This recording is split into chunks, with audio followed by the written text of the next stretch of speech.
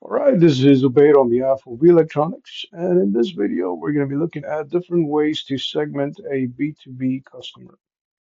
Okay, so first and foremost, you can segment a B2B customer. You can categorize B2B customers in smaller groups using something called firmographics. Okay, so let me write this down over here. This will be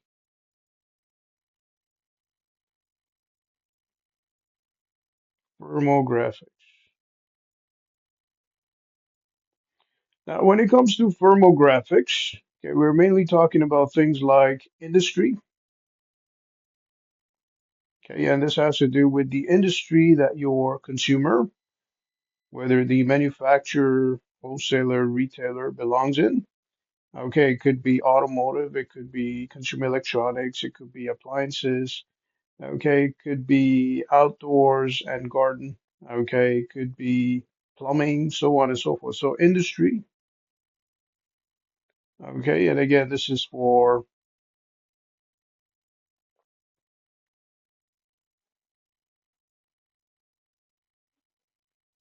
plumbing, electrical, etc.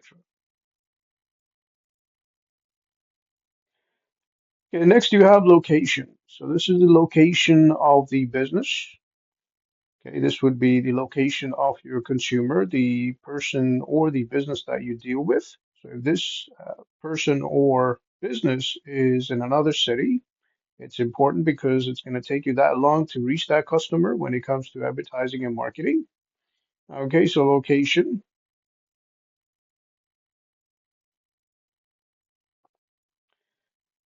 All right, apart from location, you also have size. Okay, so size of the business. This has to do with corporations and sole proprietorship. Okay, so if you have a corporation, they may have more than one company. They may have the parent company and subsidiary companies.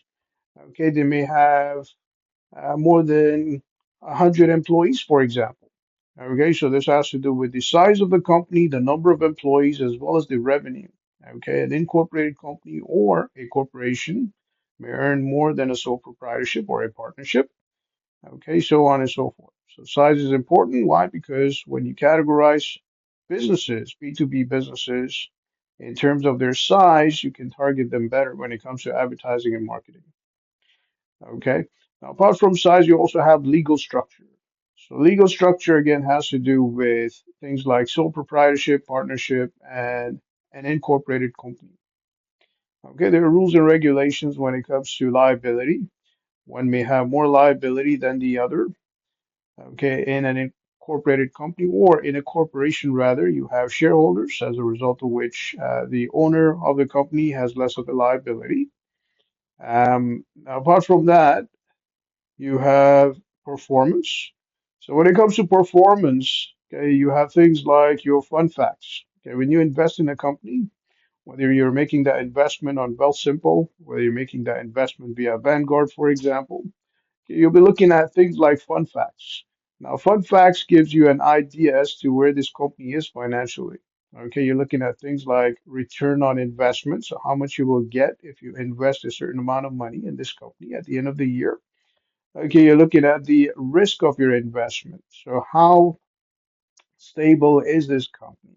What are the returns like for the past few years? Were the returns stable?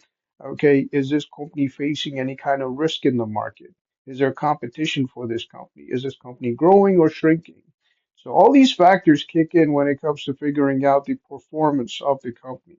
And this is very important when you're investing as an investor, but also important when you're advertising or marketing as a B2B business. Okay, so this is performance.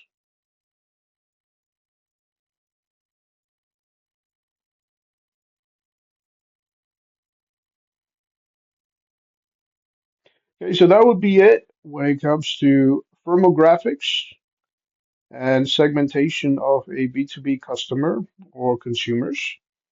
Okay, on behalf of Electronics, this is Ubay. Have yourself a great day.